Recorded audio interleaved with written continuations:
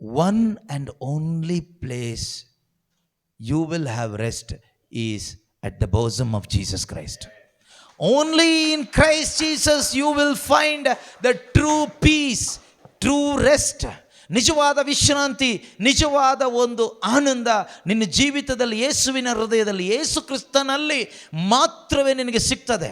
Not in any religion. ಯಾವ ಧರ್ಮದಲ್ಲೂ ಇಲ್ಲ, ಯಾವ ಡಿನಾಮಿನೇಷನಲ್ಲೂ ಇಲ್ಲ. ಎಲ್ಲ ಮನುಷ್ಯ ಮಾಡಿರೋದಷ್ಟೇ. ಯೇಸು ಕ್ರಿಸ್ತನಲ್ಲಿ ಮಾತ್ರ ಸಿಗ್ತದೆ. Only you will find yourself in the person of Jesus Christ. ನಿನ್ನನ್ನೇ ನೀನು ಕಂಡುಕೊಳ್ಳೋದು ಎಲ್ಲಿ ಅಂದರೆ ಯೇಸುವಿನಲ್ಲಿ ಮಾತ್ರನೇ. ಈಗ ಹೇಗೆ ಯೇಸುವಿನಲ್ಲಿ ನನ್ನನ್ನು ನಾನು ಕಂಡುಕೊಳ್ಳೋದು? ನನ್ನ ಟ್ರೂ ಲೈಫನ್ನು ನಾನು ಯೇಸುವಿನಲ್ಲಿ ಹೇಗೆ ಕಂಡುಕೊಳ್ಳೋದು? Through this word of god.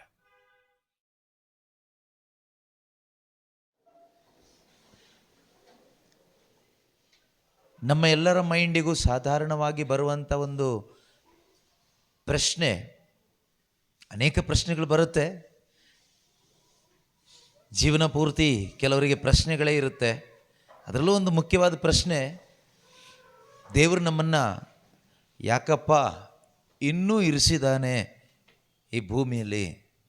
ಎಷ್ಟೊಂದು ಕಷ್ಟ, ಎಷ್ಟೊಂದು ಸಮಸ್ಯೆ, ಎಷ್ಟೊಂದು ಒದ್ದಾಟ. ಈ ರೀತಿ ನಮಗೆ ಸ್ವಾಭಾವಿಕವಾಗಿ ಒಂದು ಥಾಟ್ ಬರುತ್ತೆ. ಕೆಲವರಲ್ಲಿ ಬಂದು ಇದ್ದು ಅದೊಂದು ಸ್ಟ್ರಾಂಗ್ ಹೋಲ್ಡ್ ಆಗಿರುತ್ತೆ, ಅದು ಹೋಗೋದೇ ಇಲ್ಲ. ಕೆಲವರು ಆ ಪ್ರಶ್ನೆಗೆ ಉತ್ತರ ಸಿಗದೇನೆ ಸತ್ತೋದವರು ಇದ್ದಾರೆ. ಕೆಲವರು ಸಾಯಲಿಕ್ಕೆ ಆಲೋಚನೆ ಮಾಡುವವರು ಇದ್ದಾರೆ. ಕೆಲವರು ಪ್ರಯತ್ನಪಟ್ಟು ಫೇಲ್ ಆದವರು ಇದ್ದಾರೆ. ಕೆಲವರು ಮಾನಸಿಕ ರೋಗಿಗಳಾದವರು ಇದ್ದಾರೆ. ಕೆಲವರು ಯೋಚನೆ ಮಾಡಿ ಮಾಡಿ ಹುಚ್ಚರಾದವರು ಇದ್ದಾರೆ. ಆದರೆ ಉತ್ತರ ಇದೆ, ಉತ್ತರ ಇಲ್ಲ ಅಂತಲ್ಲ. ಉತ್ತರ ದೇವರ ವಾಕ್ಯದಲ್ಲಿ ಮಾತ್ರನೇ ನಮಗೆ ಸಿಗುತ್ತೆ. ನಿಜವಾದ ಉತ್ತರ ದೇವರಲ್ಲಿ ಮಾತ್ರನೇ ಆ ಪ್ರಶ್ನೆಗೆ ನಿಜವಾದ ಒಂದು ಉತ್ತರ ನಮಗೆ ಕಂಡುಕೊಳ್ಳಲಿಕ್ಕಾಗುತ್ತೆ. ಇನ್ನೊಂದು, ಇದಕ್ಕೆ ನಾವು ಉತ್ತರ ಕಂಡುಕೊಳ್ಳದೆ ಹೋದರೆ ನಮ್ಮ ಜೀವನ ಹಾಳಾಗೋಗುತ್ತೆ. ನಮ್ಮ ಜೀವನಕ್ಕೆ ಏನು ಬೆಲೆನೂ ಇರೋದಿಲ್ಲ, ಏನು ಅರ್ಥನೂ ಇರೋದಿಲ್ಲ. ಈ ಪ್ರಶ್ನೆಗೆ ಉತ್ತರ ಕಂಡುಕೊಳ್ಳಲೇಬೇಕು. ನಾನು ಯಾಕಿದ್ದೀನಿ? ಯಾಕೆ ನನ್ನ ದೇವರು ಭೂಮಿ ಮೇಲೆ ಇರಿಸಿದ್ದಾರೆ? ಇಷ್ಟೊಂದು ಕಷ್ಟಗಳಿದ್ದರೂ, ಸಮಸ್ಯೆಗಳಿದ್ದರೂ, ಸಂಕಟಗಳಿದ್ದರೂ, ಶೋಧನೆಗಳಿದ್ದರೂ, ಏನೆಲ್ಲ ಇದ್ದರೂ ಕೂಡ ಯಾಕೆ ಒದ್ದಾಟ ಮಾಡಿಕೊಂಡು ಈ ಪ್ರಪಂಚದಲ್ಲಿ ನಾನು ಬದುಕಬೇಕು ಅಂತ ನಮ್ಮ ಮನಸ್ಸಿಗೆ ಅನೇಕ ಬಾರಿ ಅನ್ನಿಸ್ತಾ ಇರ್ಬೋದು. ಆದರೆ ಪ್ರೀತಿಯ ಸಹೋದರ ಸಹೋದರಿಯರೇ, ಬೈಬಲ್ ಪ್ರಕಾರ ನಾವು ನೋಡುವಾಗ, ದೇವರ ವಾಕ್ಯದ ಮುಖಾಂತರ ನೋಡುವಾಗ, ದೇವರು ನಮ್ಮನ್ನು ಇಲ್ಲಿ ಇರಿಸಿರೋದು, ಫಸ್ಟ್ ಅರ್ಥ ಮಾಡ್ಕೋಬೇಕಾಗಿರೋದು ಅವರ ಇಚ್ಛೆಯ ಪ್ರಕಾರ, according to his purpose, according to his will he created us. ಅವರು ನಮ್ಮನ್ನು ಸೃಷ್ಟಿಸಿದ್ದು ಅವರ ಉದ್ದೇಶಗಳಿಗಾಗಿ, ಅವರ ಇಚ್ಛೆ ಪ್ರಕಾರ. And more than that, he created us for himself. ಅವರು ನಮ್ಮನ್ನು ಸೃಷ್ಟಿ ಮಾಡಿರೋದು ಅವರಿಗೋಸ್ಕರ. This is the absolute reason of your creation and your existence. Absolute. Absolute ಅಂದರೆ ಅಬ್ಸಲ್ಯೂಟ್, ಮತ್ತೇನು ಇಲ್ಲ ಅಲ್ಲಿ. ಏನು ಮತ್ತೆ ಬಟ್ ಇಲ್ಲ. No but, no excuse, no other thoughts. Absolutely you are created only for his purpose, only for his purpose, exclusively for his purpose. You have been created, I have been created by God exclusively for the purpose of God. ದೇವರ ಯೋಜನೆ, ದೇವರ ಉದ್ದೇಶಕ್ಕೋಸ್ಕರ ಮಾತ್ರನೇ ದೇವರು ನನ್ನನ್ನು ಈ ಭೂಮಿಯಲ್ಲಿ ಸೃಷ್ಟಿಸಿ ಇರಿಸಿದ್ದಾರೆ. ಇದನ್ನು ನಾನು ಚೆನ್ನಾಗಿ ಅರ್ಥ ಮಾಡಿಕೊಂಡು ಇದನ್ನು ನಾನು ಕಂಡುಕೊಂಡು ಬದುಕಿದ್ರೆ ಮಾತ್ರ ನೆಮ್ಮದಿ. ಇಲ್ಲದೆ ಇದ್ದರೆ ಇಲ್ಲ. ನೀವು ಯಾವುದೇ ಚರ್ಚಿಗೆ ಹೋಗಿ, ನೀವೆಷ್ಟೇ ನೊವೆನ ಮಾಡಿ, ಎಷ್ಟೇ ಕರಿಸ್ಮ್ಯಾಟಿಕ್ ಧ್ಯಾನ ಮಾಡಿ, ಬೈಬಲ್ ಆದರೂ ಓದಿ, ಕುರಾನ್ ಆದರೂ ಓದಿ, ಭಗವದ್ಗೀತೆನಾದರೂ ಓದಿ, ನೀವು ಇಷ್ಟ ಬಂದಿದ್ದು ಎಲ್ಲ ಪುಸ್ತಕನೂ ಓದಿ, ಎಲ್ಲ ಒಳ್ಳೆ ಪುಸ್ತಕಗಳೇ. ಆದರೆ ನಿನ್ನ ಜೀವನದಲ್ಲಿ ನೀನು ದೇವರಿಗಾಗಿ ಸೃಷ್ಟಿಸಲ್ಪಟ್ಟಿದ್ದೀಯಾ ಎಂಬುದು ಮತ್ತು ಯಾತಕ್ಕಾಗಿ ದೇವರು ಸೃಷ್ಟಿ ಮಾಡಿದ್ದಾರೆ ಎಂಬುದು ನಿನಗೆ ಮನದಟ್ಟಾಗದೆ ಹೋದರೆ, ಮನವರಿಕೆ ಆಗದೆ ಹೋದರೆ, if you are not fully convinced of this truth that I have been created only, exclusively, absolutely for the purpose of God. ಇದು ಎಲ್ಲಿವರೆಗೆ ನಿಮಗೆ ಕನ್ವಿಕ್ಟ್ ಆಗೋದಿಲ್ವೋ ಅಲ್ಲಿಯವರೆಗೂ ನೀವು ಯಾವುದೇ ಜಾತಿಯವರಾಗಿರಿ, ಯಾವುದೇ ಜಾತಿಗೆ ಸೇರಿಕೊಳ್ಳಿ, ಯಾವುದೇ ಡಿನಾಮಿನೇಷನ್ನವರಾಗಿರಿ, ನೀವು ಎಷ್ಟೇ ಅಭಿಷೇಕ ಪಡ್ಕೊಂಡ್ರು, ಏನೆಲ್ಲ ವರಗಳು ಪಡ್ಕೊಂಡ್ರು, ನಿಮಗೆ ಎಷ್ಟೆಲ್ಲ ಗೊತ್ತಿದ್ರು, ಏನೆಲ್ಲ ಗೊತ್ತಿದ್ರು, ಈ ಸತ್ಯ ನಿಮ್ಮ ಒಳಗಡೆ ಕನ್ವಿಕ್ಟ್ ಆಗದೇ ಇದ್ದರೆ, ಮನವರಿಕೆ ಆಗದೇ ಇದ್ದರೆ, ಇದು ಇಳಿದು ಹೋಗದೇ ಇದ್ದರೆ ಈ ಪ್ರಶ್ನೆಯಿಂದ ಹೊರಗೆ ಬರಲಿಕ್ಕೆ ಆಗೋದಿಲ್ಲ. ನೆಮ್ಮದಿ ಅಂತಕ್ಕಂಥ ಒಂದು ವರ್ಡ್ ಇದೆಯಲ್ವಾ, ಅದು ಸಿಗಲ್ಲ. ಸುಮ್ಮನೆ ಜನ ಮೋಸ ಮಾಡ್ತಾರೆ. ನೀವು ಈ ಪ್ರಾರ್ಥನೆ ಮಾಡಿ ನೆಮ್ಮದಿ ಸಿಗುತ್ತೆ, ಆ ಚರ್ಚಿಗೆ ಹೋಗಿ ನೆಮ್ಮದಿ ಸಿಗುತ್ತೆ, ಈ ಪುಣ್ಯಕ್ಷೇತ್ರಕ್ಕೆ ಹೋಗಿ ನೆಮ್ಮದಿ ಸಿಗುತ್ತೆ, ಇಲ್ಲಿ ಹರಕೆ ಕಟ್ಕೊಳ್ಳಿ ನೆಮ್ಮದಿ ಸಿಗುತ್ತೆ, ನೀವು ಇದೆಲ್ಲ ಮಾಡಿ ನಮ್ಮ ಪ್ರೇಯರ್ ಗ್ರೂಪಿಗೆ ಸೇರಿಕೊಳ್ಳಿ ನೆಮ್ಮದಿ ಸಿಗುತ್ತೆ, ನಮ್ಮ ಚರ್ಚಿಗೆ ಬನ್ನಿ, ನಮ್ಮ ಧರ್ಮಕ್ಕೆ ಬನ್ನಿ, ನಮ್ಮ ಜಾತಿಗೆ ಬನ್ನಿ, ನಮ್ಮೂರಿಗೆ ಬನ್ನಿ, ಇದು ತಿನ್ನಿ, ಅದು ಕುಡೀರಿ, ಅದು ಮಾಡಿ, ಇದು ಮಾಡಿ, ನಿಮಗೆ ನೆಮ್ಮದಿ ಸಿಗುತ್ತೆ. ಅವ್ರ ಹತ್ರ ಪ್ರೇಯರ್ ಮಾಡಿಸ್ಕೊಳ್ಳಿ, ಇವ್ರನ್ನ ಮನೆಗೆ ಕರೆಸ್ಕೊಂಡು ಪ್ರೇಯರ್ ಮಾಡಿಸ್ಕೊಳ್ಳಿ, ಅವ್ರ ಮನೆಗೆ ಹೋಗಿ ಇರಿ. ಇದೆಲ್ಲ ಸುಳ್ಳು. ಇದೆಲ್ಲ ನೀವು ಎಷ್ಟು ಮಾಡಿದ್ರು, ಏನೆಲ್ಲ ಮಾಡಿದರೂ ನೆಮ್ಮದಿ ಸಿಗಲ್ಲ. ಅದಕ್ಕೆ ಉದಾಹರಣೆ ನೀವೇನೆ. ಯಾರೆಲ್ಲ ಕೇಳಿಸ್ಕೊಳ್ತಾ ಇದ್ದೀರೋ ನೀವುಗಳೇ ಉದಾಹರಣೆ. ಕೇಳೋ ಪ್ರಶ್ನೆ ಏನು ಗೊತ್ತಾ, ನಾವೆಲ್ಲ ಮಾಡ್ತಾ ಇದ್ದೀವಿ, ನೆಮ್ಮದಿ ಇಲ್ಲ. ಯಾರು ಹೇಳಿದ್ರು ಇದೆಲ್ಲ ಮಾಡಿದರೆ ನೆಮ್ಮದಿ ಸಿಗುತ್ತೆ ಅಂತ? ನೀನು ಯಾಕೆ ಭೂಮಿ ಮೇಲೆ ಇದೆಯಾ ಅಂತ ನಿನಗೆ ಎಲ್ಲಿವರೆಗೆ ಸರಿಯಾಗಿ ಕನ್ವಿಕ್ಟ್ ಆಗಲ್ವೋ, unless and until you are not convicted of this great truth that I am here only for the purpose of God, absolutely, exclusively, only for the purpose of God. ದೇವರಿಗಾಗಿ ಮಾತ್ರನೇ, ಅಂದರೆ ದೇವರ ಉದ್ದೇಶಕ್ಕೋಸ್ಕರ ಮಾತ್ರನೇ ನಾನು ಈ ಭೂಮಿ ಮೇಲೆ ಸೃಷ್ಟಿಸಲ್ಪಟ್ಟಿದ್ದೇನೆ ಮತ್ತು ನಾನು ಇದ್ದೇನೆ. ಮೈ ಎಕ್ಸಿಸ್ಟೆನ್ಸ್ ಹಿಯರ್, ನನ್ನ ಇರುವಿಕೆ ಆತನ ಉದ್ದೇಶಕ್ಕಾಗಿ, ಆತನಿಗೋಸ್ಕರ, ದೇವರಿಗೋಸ್ಕರ ಮಾತ್ರನೇ ಅಂತ ಇಲ್ಲಿ ಮನವರಿಕೆ ಆದಾಗ, ಇಲ್ಲಿ ಯಾವಾಗ ನಮಗೆ ಸರಿಯಾಗಿ ಅರ್ಥ ಆಗ್ಲಿಕ್ಕೆ ಶುರುವಾಗುತ್ತೋ ಆಗ ನೆಮ್ಮದಿ ಬರಲಿಕ್ಕೆ ಶುರುವಾಗತ್ತೆ, ಸಮಾಧಾನ ಬರಲಿಕ್ಕೆ ಶುರುವಾಗುತ್ತೆ. ಅಲ್ಲಿವರೆಗೂ ಪ್ರಶ್ನೆಗಳಲ್ಲೇ ಇರ್ತೀವಿ, ಉತ್ತರ ಹುಡುಕ್ತಾ ಇರ್ತೀವಿ, ಎಲ್ಲೆಲ್ಲೋ ಸಿಗೋದಿಲ್ಲ. ಈ ಪ್ರಪಂಚದಲ್ಲಿರುವ ಸಕಲ ಚರ್ಚ್ಗಳಲ್ಲೂ ಹೋಗಿ ಬನ್ನಿ, ಅದು ಯಾವುದೇ ಚರ್ಚ್ ಇರಲಿ, ಸಕಲ ಪುಣ್ಯಕ್ಷೇತ್ರನೂ ಸುತ್ತೊಡ್ಕೊಂಡು ಬನ್ನಿ, ರಿಟ್ರೀಟ್ ಸೆಂಟರ್ಸ್ ಇದ್ದರೆ ಅದನ್ನು ಸುತ್ತೊಡ್ಕೊಂಡು ಬನ್ನಿ, ಸಿಗಲ್ಲ ನೆಮ್ಮದಿ. ಇನ್ನು ಪ್ರಪಂಚದಲ್ಲಿ ಎಷ್ಟೆಲ್ಲ ಬ್ರದರ್ಗಳು, ಪ್ರವಾದಿಗಳು ಯಾರ್ಯಾರು ಸಿಗ್ತಾರೋ, ಬೋಧಕರು ಇರ್ಬೋದು, ಯಾರಿರ್ಬೋದು, ಅವರೆಲ್ಲರಿಂದನೂ ತಲೆ ಮೇಲೆ ಕೈ ಹಿಡಿಸ್ಕೊಂಡು ಬನ್ನಿ, ಆದರೂ ನೆಮ್ಮದಿ ಸಿಗೋದಿಲ್ಲ. ಸಿಗುತ್ತೆ ಯಾವಾಗ ಗೊತ್ತಾ? ಪವಿತ್ರ ಬೈಬಲ್ ಪುಸ್ತಕದಲ್ಲಿ ಬರೆಯಲ್ಪಟ್ಟ ದೇವರ ವಾಕ್ಯಗಳಲ್ಲಿರುವ ಸತ್ಯ ನಮ್ಮೊಳಗಡೆ ಪ್ರಕಟವಾಗಬೇಕು. ದೇವರ ವಾಕ್ಯ ನಮಗೆ ತಿಳಿಸ್ಕೊಡ್ತದೆ. Only God's word will reveal us the purpose of your existence. ದೇವರ ವಾಕ್ಯ ಮಾತ್ರನೇ ನಮ್ಮ ಇರುವಿಕೆ, ಯಾಕೆ ನಾನು ಯಾಕೆ ಇದ್ದೀನಿ ಭೂಮಿ ಮೇಲೆ.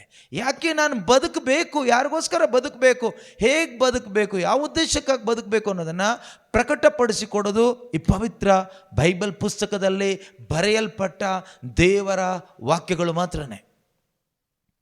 ಇದರ ಮುಖಾಂತರ ನಾವು ನಮ್ಮ ಇರುವಿಕೆ ಯಾಕೆ ಅಂತ ಅರ್ಥ ಮಾಡ್ಕೊಂಡು ಬಿಟ್ಟರೆ ನೆಮ್ಮದಿ ಪ್ರಾರಂಭ ಆಗುತ್ತೆ. ಅದಲ್ಲದೆ ನೀವು ಪ್ರತಿ ಮಂಗಳವಾರ ಇಲ್ಲಿ ಬಂದು ಹೋದರೆ ನೆಮ್ಮದಿ ಸಿಗುತ್ತಾ ಕೇಳಿದರೆ ನಾನು ನೇರವಾಗಿ ಹೇಳ್ತೀನಿ, ಖಂಡಿತ ಸಿಗಲ್ಲ. ಆ ರೀತಿ ತಿಳ್ಕೊಂಡೆಲ್ಲ ಬರಬೇಡಿ. ಆದರೆ ದೇವರ ವಾಕ್ಯದ ಮುಖಾಂತರ, ಪವಿತ್ರ ಬೈಬಲ್ ಪುಸ್ತಕದ ಮುಖಾಂತರ ಪ್ರಕಟವಾಗುವ ಸತ್ಯ ನಿಮಗೆ ಅರ್ಥ ಆದರೆ ನೆಮ್ಮದಿ ಸಿಗುತ್ತೆ.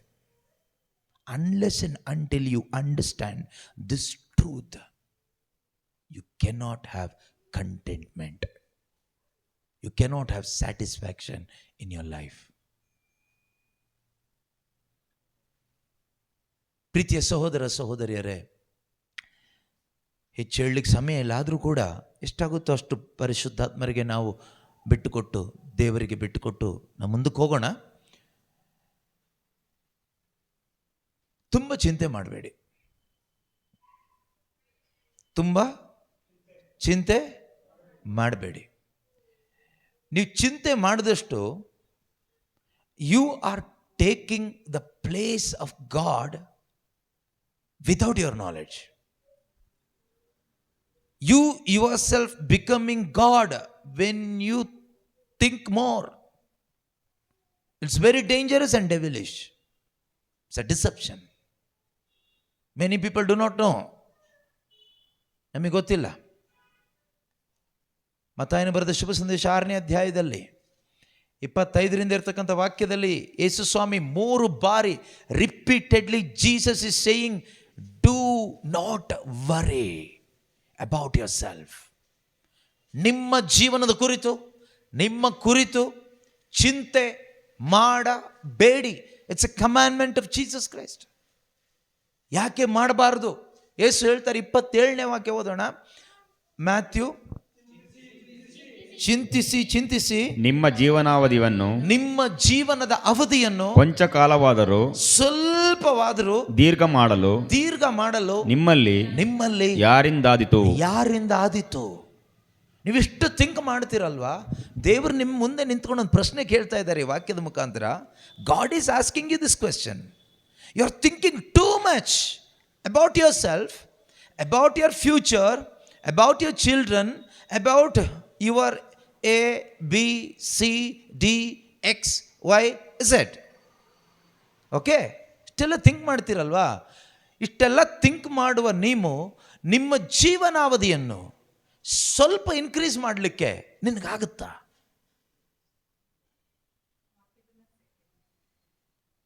ಇವತ್ತು ನಾವು ನೋಡಿದ್ವಿ ಒಂದು ನ್ಯೂಸ್. ಒಬ್ಬರು ಫಾದರ್ ಆಕ್ಸಿಡೆಂಟಲ್ಲಿ ಸತ್ತೋದ್ರು. ಓಕೆ, ಶಿವಮೊಗ್ಗ ಡಿಸ್ಟಿಕಲ್ಲಿ ಒಬ್ಬರು ಯಾಜಕರು ಆಕ್ಸಿಡೆಂಟಲ್ಲಿ ತೀರೋದ್ರು. ಅವರು ತೀರೋಗೋದಕ್ಕಿಂತ ಮುಂಚಿತವಾಗಿ ಅವ್ರ ಮೈಂಡಲ್ಲಿ ಎಷ್ಟೋ ಆಲೋಚನೆಗಳಿದ್ದಿರ್ಬೋದು, ಎಷ್ಟೋ ಪ್ಲ್ಯಾನ್ಸ್ ಮಾಡಿರ್ಬೋದು. ಆದರೆ ಅವರ ಸಾವಿನ ಬಗ್ಗೆ ಅವರು ಪ್ಲ್ಯಾನ್ ಮಾಡಿರಲಿಲ್ಲ. ಆದರೆ death is accidentally. Death comes accidentally. ಅದರ ಅರ್ಥ ಗಾಡಿ ಆಕ್ಸಿಡೆಂಟ್ ಆಗಿ ಸಾಯ್ತಂತಲ್ಲ, ಅದು ಆಕ್ಸಿಡೆಂಟಲಿ ಬರ್ತದೆ. ನಾವು ಅನಿರೀಕ್ಷಿತ ಸಾವು ಅನ್ನೋದು ಅನಿರೀಕ್ಷಿತ. ನಿಮಗೆ ಎಕ್ಸ್ಪೆಕ್ಟ್ ಮಾಡೋಕ್ಕಾಗಲ್ಲ. ಟೈಮ್ ಯಾರಿಗೂ ಹೇಳಲಿಕ್ಕಾಗೋದಿಲ್ಲ. ಮರಣ ಹಾಸಿಗೆಯಲ್ಲಿ ಮಲಗಿರುವವನು ಕೂಡ ಇವನು ಇಷ್ಟು ಗಂಟೆಗೆ ಎಷ್ಟು ನಿಮಿಷಕ್ಕೆ ಸಾಯ್ತಾನೆ ಅಂತ ಹೇಳಲಿಕ್ಕೆ ಆಗೋದಿಲ್ಲ.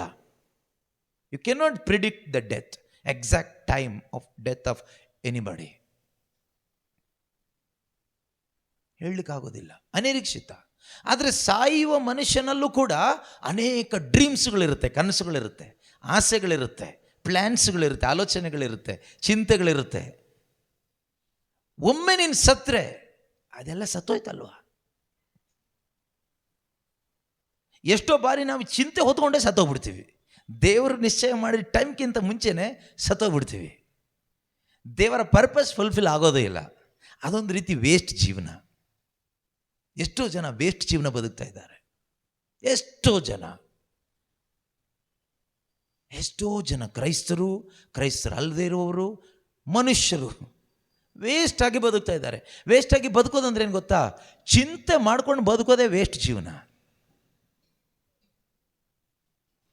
ಚಿಂತೆ, worried. You are worried about so many things. That is useless life, meaningless life, waste life. ಪ್ರೀತಿಯ ಸಹೋದರ ಸಹೋದರಿಯರು, ನಾಳೆ ಏನಾಗುವುದೋ ನಮಗೆ ಗೊತ್ತಿಲ್ಲ. ಮುಂದಿನ ಕ್ಷಣ ಏನಾಗುತ್ತೆ ನಮಗೆ ಗೊತ್ತಿಲ್ಲ. ಏನು ಗೊತ್ತಿಲ್ಲದಿರೋ ನಾವು ಯಾಕೆ ಇಷ್ಟೊಂದು ಚಿಂತೆ ಮಾಡಬೇಕು? ಚಿಂತೆ ಮಾಡ್ತಾ ಮಾಡ್ತಾ ಮಾಡ್ತಾ ನಾವೇನಾಗ್ತೀವಿ ಗೊತ್ತಾ? ನಾವೇ ದೇವರ ಸ್ಥಾನಕ್ಕೆ ಹೋಗ್ಬಿಡ್ತೀವಿ. We will become God in our heart. ದೇವರೆಲ್ಲಿರ್ತಾರೆ? ದೇವರೆಲ್ಲೋ ಒಂದು ಕಡೆ ಇರ್ತಾರೆ. ಅವಾಗ ಬರೀ ಪ್ರಾರ್ಥನೆಗಾಗಿ ಮಾತ್ರ ದೇವರು. Only for prayer purpose God. Otherwise all the time I am god.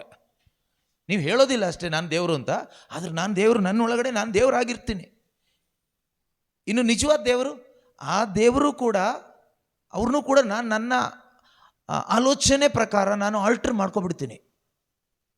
Alteration, I will alter God also. ನೀವು ಕೇಳಿರ್ಬೋದು ದೇವ್ರು ಹೀಗೇನೆ ಅಂತ ನೀವೇ ಅಂದ್ಕೊಬಿಡ್ತೀರಿ.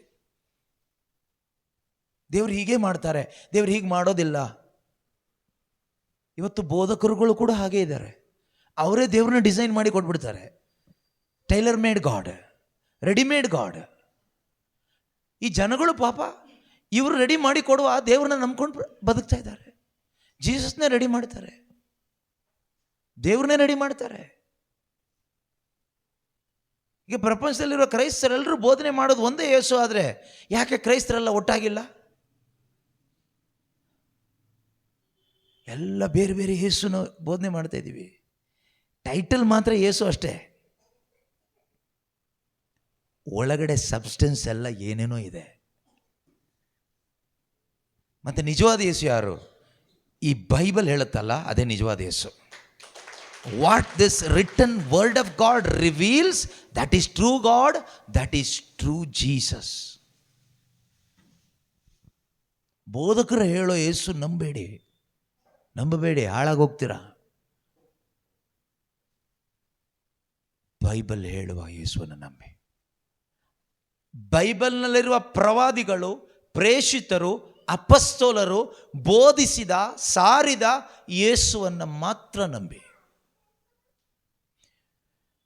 ನೀವು ಮುಂಜಾನೆ 3 ಗಂಟೆಗೆ ಎದ್ದು ಯೇಸು ಸ್ವಾಮಿ ಹತ್ರ ಪ್ರಾರ್ಥನೆ ಮಾಡಿದರೆ ನಿಮ್ಮದು ಫ್ಲೈಟ್ ಟಿಕೆಟ್ ರೆಡಿ ಆಗುತ್ತೆ ಅಂತ ಮನುಷ್ಯ ಡಿಸೈನ್ ಮಾಡುವ ಹೊಸ ಯೇಸುನ ನಂಬಿದರೆ ಹಾಳಾಗೋಗ್ತೀರ.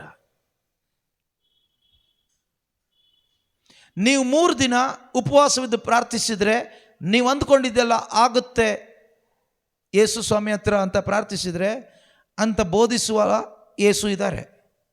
ಆ ಯೇಸುನ ನಂಬಿ ನಿಮ್ಮ ಸಮಾಧಾನ ಹಾಳು ಮಾಡ್ಕೊಳ್ತೀರಾ, ನೆಮ್ಮದಿ ಹಾಳು ಮಾಡ್ಕೊಳ್ತೀರಾ. ನೀವು 9 ದಿನ ಈ ನೋವೇನ ಕರೆಕ್ಟಾಗಿ ಮಾಡಿದ್ರೆ ನೀವು ಅಂದ್ಕೊಂಡ ಆಶೀರ್ವಾದ ಮನೆ ಬಾಗಿಲಿಗೆ ಬಂದು ನಿಂತ್ಕೊಳ್ಳುತ್ತೆ. ಒಂದು ವೇಳೆ ನಿಂತ್ಕೊಂತು ಅಂತಲೇ ಇಟ್ಕೊಳ್ಳಿ, ಆದರೂ ನಿಮಗೆ ನೆಮ್ಮದಿಯಿಂದ ಬದುಕೋಕ್ಕಾಗಲ್ಲ. ಇವತ್ತು ಆ ರೀತಿ ತುಂಬ ಯೇಸುಗಳು, ರೆಡಿಮೇಡ್ ಜೀಸಸ್. ನೀವು ಯೇಸುವನ್ನು ಈ ರೀತಿ ಪ್ರಾರ್ಥಿಸದೆ ಹೋದರೆ ನೀವು ನರಕಕ್ಕೆ ಹೋಗ್ತೀರಿ. ನಾವೇನು ಮಾಡ್ತೀವಿ? ಭಯಪಟ್ಟುಕೊಂಡು ಅದೇ ಪ್ರಾರ್ಥನೆ ಡೈಲಿ. ಕೆಲವರಿದ್ದಾರೆ, ಅವ್ರನ್ನ ಏನು ಅಂತ ಹೇಳಬೇಕು, ಕರಿಬೇಕು ನನಗೆ ಗೊತ್ತಿಲ್ಲ. ಆದರೆ ಅಜ್ಞಾನದ ನಿಮಿತ್ತ, ಅವಿಶ್ವಾಸದ ನಿಮಿತ್ತ ಕೆಲವರು ಹೇಳ್ಕೊಡ್ತಾರೆ, ಒಳ್ಳೆಯ ಮರಣಕ್ಕಾಗಿ ಪ್ರಾರ್ಥಿಸ್ಬೇಕಾಯ್ತಾ. ಕೆಲವರು ಜೀವನ ಪೂರ್ತಿ ಪ್ರಾರ್ಥನೆ ಏನು ಗೊತ್ತಾ? ಒಳ್ಳೆಯ ಮರಣಕ್ಕಾಗಿ. ಎಷ್ಟೋ ಜನ ಪ್ರಾರ್ಥಿಸ್ತಾನೆ ಇದ್ದಾರೆ, ಒಳ್ಳೆಯ ಮರಣಕ್ಕಾಗಿ ಪ್ರಾರ್ಥನೆ. ಒಳ್ಳೆಯ ಮರಣ ಕೊಡಿ ದೇವರೇ, ಒಳ್ಳೆಯ ಮರಣ. ಈಗ ನೀವು ಹೇಳಿ, ಒಳ್ಳೆ ಮರಣ ಅಂದ್ರೇನು, ಕೆಟ್ಟ ಮರಣ ಅಂದ್ರೇನು ಹೇಳಿ?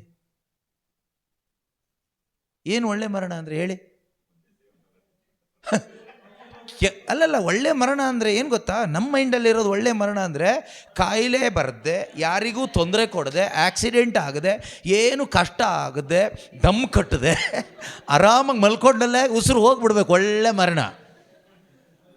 ಕೆಟ್ಟ ಮರಣ ಅಂದರೆ ನರಳಿ ನರಳಿ ನರಳಿ ನರಳಿ ನರಳಿ ಮನೆಯವರಿಗೆಲ್ಲ ತೊಂದರೆ ಕೊಟ್ಟು ಸಾಯೋದು ಕೆಟ್ಟ ಮರಣ. ಇಲ್ಲ ಆಕ್ಸಿಡೆಂಟಲ್ಲಿ ಕೈ ಕಾಲೆಲ್ಲ ಛಿದ್ರವಾಗಿ ಮುರಿದೋಗಿ ಸತ್ತೋಗೋದು ಕೆಟ್ಟ ಮರಣ. ಅಥವಾ ಕೊರೋನಾ ವೈರಸ್ ಬಂದು ಉಸಿರು ಕಟ್ಟಿ ಉಸಿರಾಡಲಿಕ್ಕಾಗದೆ ಸತ್ತೋಗೋದು ಕೆಟ್ಟ ಮರಣ. ಇದು ನಮ್ಮ ಲೆಕ್ಕಾಚಾರ. ಆದರೆ ನಿಜವಾಗಲೂ ಆ ರೀತಿ ಒಂದು ಇದೆಯೋ ಇಲ್ಲ ನನಗೆ ಗೊತ್ತಿಲ್ಲ. ಆದರೂ ಕೂಡ ಈ ಕೆಲವು ಮೂಢನಂಬಿಕೆ ಜನರು ಇರೋದ್ರಿಂದ ನಿಮಗೋಸ್ಕರ ಹೇಳ್ತೀನಿ, ಒಳ್ಳೆ ಮರಣ ಅಂದರೆ ಯೇಸು ಕ್ರಿಸ್ತರನ್ನು ಅರಿತುಕೊಂಡು ದೇವರು ನಿನ್ನನ್ನು ಯಾತಕ್ಕಾಗಿ ಭೂಮಿ ಮೇಲೆ ಸೃಷ್ಟಿ ಮಾಡಿದ್ದಾರೋ, for what purpose God has created you, if you fulfil that purpose and die, that is good death.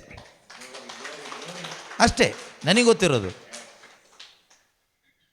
ಒಳ್ಳೆ ಮರಣ ಅಂದರೆ ಅಷ್ಟೇ, ದೇವರು ನಿನ್ನನ್ನು ಯಾತಕ್ಕಾಗಿ ಸೃಷ್ಟಿ ಮಾಡಿದಾನಂತ ನೀನು ಕಂಡುಕೊಂಡು ಅದನ್ನು ನೀನು ಫುಲ್ಫಿಲ್ ಮಾಡಿ ನೀನು ಹೇಗೆ ಯಾವಾಗಲೇ ಸಾಯಿ, ಅದು ಒಳ್ಳೆ ಮರಣ. ಅದಲ್ಲದೆ ನೀನು ಆರಾಮಾಗಿ ಹಾಸಿಗೆ ಮೇಲೆ ಹೀಗೆ ಮಲಗಿ ಆರಾಮಾಗಿ ಪ್ರಾಣ ಪಕ್ಷಿ ಹಾರೋದ್ರು ಅದು ದುರ್ಮರಣನೇ.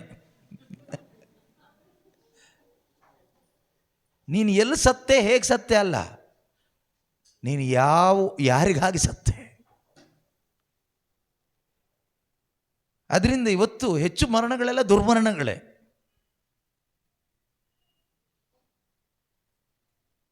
ಈ ಒಳ್ಳೆ ಮರಣಕ್ಕಾಗಿ ಪ್ರಾರ್ಥನೆ ಯಾವುದೂ ಇಲ್ಲ. ಅದೇ ಹೇಳ್ತಾ ಇದ್ದೇನಲ್ಲ, ಒಳ್ಳೆ ಮರಣಕ್ಕಾಗಿ ಪ್ರಾರ್ಥಿಸಿ. ಯಾರ ಹತ್ರ? ಯೇಸು ಸ್ವಾಮಿ ಹತ್ರ ಡೈಲಿ. ಅದು ಯಾವ ಯೇಸು ಸ್ವಾಮಿ ಗೊತ್ತಿಲ್ಲ. ಈ ರೀತಿ ತುಂಬ ಜೀಸಸ್ ಇದ್ದಾರೆ, ತುಂಬ ಜೀಸಸ್ ಇದ್ದಾರೆ. ನೀವು ಯಾವ ಜೀಸಸ್ನ ನಂಬಬೇಕೀಗ? ಒಬ್ಬೊಬ್ಬರು ಬರ್ತಾರೆ, ಒಂದೊಂದು ಜೀಸಸ್ನ ಬೋಧನೆ ಮಾಡ್ತಾರೆ. ಟೋಟಲ್ ಕನ್ಫ್ಯೂಷನ್ ಎಲ್ಲ ಕ್ಲಿಯರ್ ಮಾಡೋದು ಒಂದೇ, ರಿಟರ್ನ್ ವರ್ಡ್ ಆಫ್ ಗಾಡ್. ಬರೆಯಲ್ಪಟ್ಟ ಜೀವವುಳ್ಳ ದೇವರ ವಾಕ್ಯ, ಪವಿತ್ರ ಬೈಬಲ್ ಪುಸ್ತಕ ಇದೆಯಲ್ಲ, ಅದು ಎಲ್ಲ ಕನ್ಫ್ಯೂಷನನ್ನು ಕ್ಲಿಯರ್ ಮಾಡುತ್ತೆ. ಆದರೆ ಕನ್ಫ್ಯೂಷನ್ ಉಂಟು ಮಾಡೋದು ಯಾರು ಗೊತ್ತಾ? ಮನುಷ್ಯ ಅನೇಕ ಮತಗಳನ್ನು ಮಾಡಿ, ಜಾತಿಗಳನ್ನು ಮಾಡಿ, ಡಿನಾಮಿನೇಷನ್ ಮಾಡಿ, ಪ್ರೇಯರ್ ಗ್ರೂಪ್ ಮಾಡಿಕೊಂಡು, ಅದು ಮಾಡಿ ಇದು ಮಾಡಿ, ಪಂಗಡಗಳನ್ನ ಮಾಡಿಕೊಂಡು 108 ರೀತಿಯಲ್ಲಿ ಕನ್ಫ್ಯೂಷನ್ ಕ್ರಿಯೇಟ್ ಮಾಡಿಟ್ಟಿದ್ದಾನೆ. That is the work of devil. Confusion is the work of the devil. Holy Spirit will clarify things. ಪವಿತ್ರಾತ್ಮರು ಎಲ್ಲವನ್ನು ಕ್ಲಿಯರ್ ಮಾಡ್ತಾರೆ, ಕನ್ಫ್ಯೂಷನ್ ಮಾಡೋದಿಲ್ಲ. ನಮ್ಮ ಲೈಫಲ್ಲಿ ಒಂದು ಕ್ಲಾರಿಟಿ ಯಾಕಿಲ್ಲ ಅಂದರೆ, ನಮಗೆ ದೇವರ ವಾಕ್ಯದ ಜ್ಞಾನ ಇಲ್ಲ. We have no knowledge of God's word. ದೇವರ ವಾಕ್ಯದ ಜ್ಞಾನ ಇಲ್ಲದೆ ಇದ್ದರೆ ಟೋಟಲ್ ಕನ್ಫ್ಯೂಷನ್. ಕ್ಯಾಥಲಿಕ್ ಚರ್ಚ್ ಕರೆಕ್ಟಾ? ಪೆಂಟೆಕೋಸ್ಟ್ ಚರ್ಚ್ ಕರೆಕ್ಟಾ? ಮೆಥೋಡಿಸ್ಟ್ ಕರೆಕ್ಟಾ? ಆರ್ಥೋಡಾಕ್ಸ್ ಕರೆಕ್ಟಾ? ಮಾರ್ತೋಮದವ್ರು ಕರೆಕ್ಟಾ? ಅಥವಾ ಇನ್ಯಾವುದು ಬ್ರದರನ್ ಅವ್ರು ಕರೆಕ್ಟಾ? ಯಾವ ಸಭೆ ಕರೆಕ್ಟ್? ಪ್ರತಿಯೊಬ್ಬರು ಹೇಳೋದು ಅವ್ರವ್ರ ಸಭೆ ಕರೆಕ್ಟು ಅಂತ ಅವ್ರು ಹೇಳ್ಕೊಳ್ತಾರೆ. ಒಂದು ಸಭೆಯವ್ರಿಗೆ ಇನ್ನೊಂದು ಸಭೆ ಕಂಡ್ರೆ ಆಗೋದಿಲ್ಲ. ಇಲ್ಲಿ ಒಂದೇ ಸಭೆಯಲ್ಲಿರುವವರೇ ಬೇರೆ ವಾರ್ಡ್ ಅವರು ಇರ್ತಾರೆ. ಒಂದು ವಾರ್ಡ್ ಅವ್ರಿಗೆ ಇನ್ನೊಂದು ವಾರ್ಡ್ ಅವ್ರನ್ನ ಕಂಡ್ರೆ ಆಗೋದಿಲ್ಲ. ಒಂದು ಭಾಷೆಯವರಿಗೆ ಇನ್ನೊಂದು ಭಾಷೆಯವ್ರನ್ನ ಕಂಡ್ರೆ ಆಗೋದಿಲ್ಲ. But all are called Christians. ಎಲ್ಲರೂ ಕ್ರೈಸ್ತರು ಅಂತಲೇ ಕರೆಯಲ್ಪಡ್ತಾರೆ. ಎಲ್ಲರೂ ಬಾಯಿ ಎತ್ತಿದ್ರೆ ಯೇಸುವೇ ಸ್ತೋತ್ರ, ಹಲ್ಲೆಲೂಯಾ ಹೇಳ್ತಾರೆ. ಆದರೆ ಕುಸ್ತಿನೂ ಆಡ್ತಾರೆ. So total confusion. ಈಗ ಎಲ್ಲಿರ್ಬೇಕು ನಾವು? ಹಾಗಾದರೆ ಯಾವ ಸಭೆಯಲ್ಲಿ ಇರಬೇಕು? ಯಾವ ಜಾತಿಯಲ್ಲಿ ಇರಬೇಕು? ಯಾವ ಜಾತಿಯಲ್ಲಿದ್ದರೂ ಕಷ್ಟನೇ.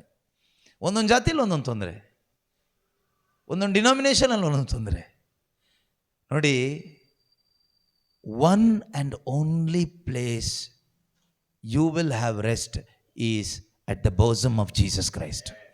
Only in Christ Jesus you will find the true peace, true rest. ನಿಜವಾದ ವಿಶ್ರಾಂತಿ, ನಿಜವಾದ ಒಂದು ಆನಂದ ನಿನ್ನ ಜೀವಿತದಲ್ಲಿ ಯೇಸುವಿನ ಹೃದಯದಲ್ಲಿ, ಯೇಸು ಕ್ರಿಸ್ತನಲ್ಲಿ ಮಾತ್ರವೇ ನಿನಗೆ ಸಿಗ್ತದೆ. Not in any religion. ಯಾವ ಧರ್ಮದಲ್ಲೂ ಇಲ್ಲ, ಯಾವ ಡಿನಾಮಿನೇಷನಲ್ಲೂ ಇಲ್ಲ. ಎಲ್ಲ ಮನುಷ್ಯ ಮಾಡಿರೋದಷ್ಟೇ. ಯೇಸು ಕ್ರಿಸ್ತನಲ್ಲಿ ಮಾತ್ರ ಸಿಗ್ತದೆ. Only you will find yourself in the person of Jesus Christ. ನಿನ್ನನ್ನೇ ನೀನು ಕಂಡುಕೊಳ್ಳೋದು ಎಲ್ಲಿ ಅಂದರೆ ಯೇಸುವಿನಲ್ಲಿ ಮಾತ್ರನೇ. ಈಗ ಹೇಗೆ ಯೇಸುವಿನಲ್ಲಿ ನನ್ನನ್ನು ನಾನು ಕಂಡುಕೊಳ್ಳೋದು? ನನ್ನ ಟ್ರೂ ಲೈಫನ್ನು ನಾನು ಯೇಸುವಿನಲ್ಲಿ ಹೇಗೆ ಕಂಡುಕೊಳ್ಳೋದು? Through this word of god.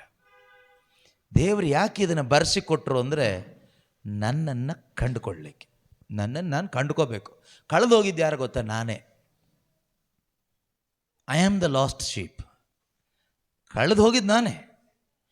ಈಗ ನನ್ನ ಒಂದು ಕುರುಬನನ್ನು, ನನ್ನ ಆಶ್ರಯವನ್ನು ನಾನು ಕಂಡ್ಕೋಬೇಕು. ಕೀರ್ತನ ಸುಜ್ಞಾನ ಗ್ರಂಥದಲ್ಲಿ ಜ್ಞಾನೋಕ್ತಿಗಳಲ್ಲಿ ಹೇಳ್ತಾರೆ, ದೇವರ ನಾಮ ಬಲವಾದ ಗೋಪುರ ಅಂತೆ. The name of the lord is strong fortress. ಆ ಥರ ಏನೋ ಇದೆ. Strong fortress. ಸರ್ವೇಶ್ವರನ ನಾಮ ಬಲವಾದ ಗೋಪುರ. ಅದರ ಒಳಗಡೆ ಯಾರು ಓಡಿ ಹೋಗಿ ಸೇರ್ಕೊಳ್ತಾರೋ ಅವರು ರಕ್ಷಣೆ ಪಡ್ಕೊಳ್ತಾರೆ, ಧನ್ಯರಾಗ್ತಾರೆ ಅಂತ. ನಂಬರ್ ನೆನಪಿಲ್ಲ ನನಗೆ, ಜ್ಞಾನೋಕ್ತಿಗಳಲ್ಲಿದೆ. 22:10 ಯಾವುದೋ ಒಂದು ಅಧ್ಯಾಯದಲ್ಲಿದೆ.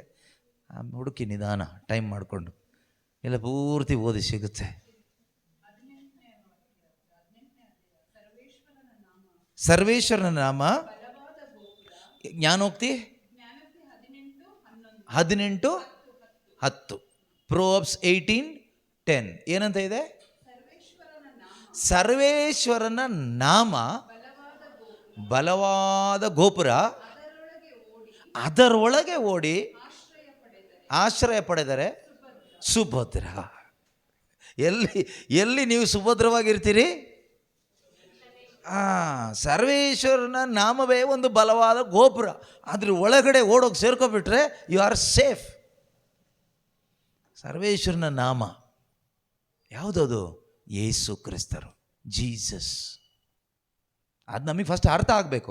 ಈಗ ನಾನು ಹೇಳಿದೆ ಅಷ್ಟೇ, ಆದರೆ ಇದು ನಮಗೆ ಮನವರಿಕೆ ಆಗಬೇಕು.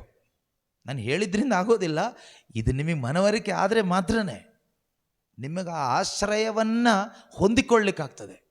ಸರ್ವೇಶ್ವರನ ನಾಮ, ಯೇಸುವಿನ ನಾಮ ಬಲವಾದ ಗೋಪುರ, ಅದರ ಒಳಗೆ ಸುಭದ್ರ. ದಾವೀದರ ಶಿಷ್ಟನು, ಆ ಶಿಷ್ಟನು ಅದರೊಳಗೆ ಓಡಿ ಹೋಗಿ ಭದ್ರವಾಗಿರೋನು. ದುಷ್ಟನ ಬಗ್ಗೆ ಇಲ್ಲ, ಬಿಟ್ಬಿಡಿ, ಬೇಡ. ದಾವೀದರ ಹೇಳ್ತಾನೆ, ಕೀರ್ತನೆ 27, 23 ಎಲ್ಲೋ ಒಂದು ಕಡೆ 27 ಅನ್ಸುತ್ತೆ, ಅಲ್ಲಿದೆ, you are my hiding place, oh God. God is my hiding place. ದೇವರೇ ನನ್ನ ಒಂದು ಅಡಗು ತಾಣ. ದೇವರು ನನ್ನ ಅಡಗು ತಾಣ. ಆಪತ್ತಿನ ಸಮಯದಲ್ಲಿ, ಎಲ್ಲ ಸಮಯದಲ್ಲೂ the lord is my hiding place.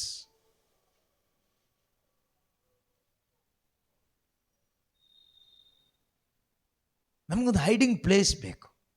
ಸುರಕ್ಷಿತವಾಗಿರೋ ಜಾಗ ಒಂದಿದ್ರೆ ದಟ್ ಈಸ್ ಲಾರ್ಡ್, ಅದು ಪ್ರಭು. ಸಾಮ್ 27 ಇದೆಯಾ? 27:3 ಆ ಥರ ಏನಾದರೂ ಇದೆಯಾ ನೋಡಿ.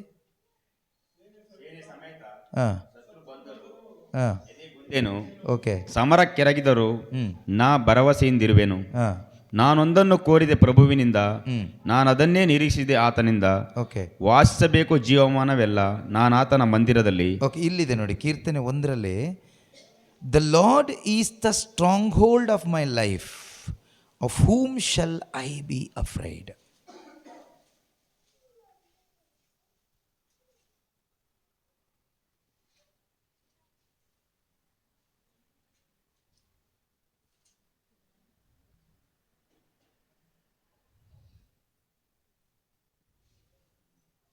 For he will hide me in his shelter in the day of trouble. He will conceal me under the cover of his tent. He will set me high on a rock. 5ನೇ ವಾಕ್ಯ, ಕೇಡು ಕಾಲದಲ್ಲಿ ಅವಿತಿಸಿಡುವನು, ನನ್ನನ್ನು ತನ್ನ ಗುಡಾರದಲ್ಲಿ ಇರಿಸುವನು, ಮರೆಯಾಗಿ ಗರ್ಭಗುಡಿಯಲ್ಲಿ. The Lord is my light and my salvation. Whom shall I fear? The Lord is my stronghold, my life. Stronghold of my life. 1ನೇ ವಾಕ್ಯ, ದೇವರು ನನ್ನ ಸ್ಟ್ರಾಂಗ್ ಹೋಲ್ಡ್. ದೇವರು ನನ್ನ ಕೋಟೆ. ಆ ಕೋಟೆಯಲ್ಲಿ ನೀನಿದ್ರೆ ನೀನು ಭದ್ರವಾಗಿರ್ತೀಯ. ಆ ಕೋಟೆಯನ್ನು ನಾವು ಅರ್ಥ ಮಾಡ್ಕೋಬೇಕು. ಈ ಕೋಟೆ ಅಂತ ಹೇಳುವಾಗ ಏನೇನೂ ಅಲ್ಲ, ಯೇಸು, ಜೀಸಸ್ ಕ್ರೈಸ್ಟ್, ದೇವರು. Make it short. ದೇವರು ನಮ್ಮನ್ನು ಸೃಷ್ಟಿ ಮಾಡಿದ ಯಾಕೆ ಅಂದರೆ ಇದಕ್ಕೋಸ್ಕರನೇ. ಯಾವುದಕ್ಕೋಸ್ಕರ? ಈ ದೇವರನ್ನು ನೀನು ಅರಿತುಕೊಳ್ತಾ ಬದುಕಬೇಕು ಅಷ್ಟೇ. ಬೇರೆ ಏನಾದರೂ ಇದೆಯಾ ಕೇಳಿದರೆ ಜೀವನದಲ್ಲಿ ಏನೂ ಇಲ್ಲ.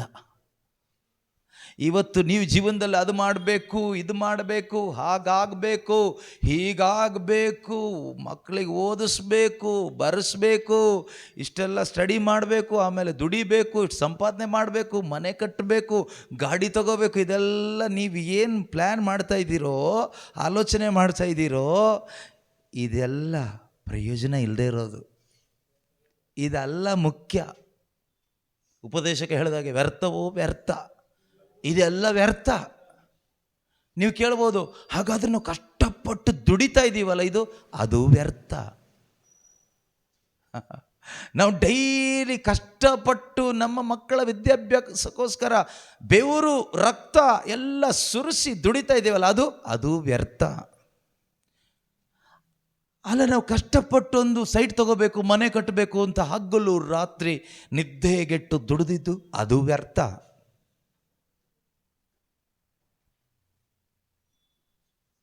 ಎಲ್ಲ ವ್ಯರ್ಥನಾ?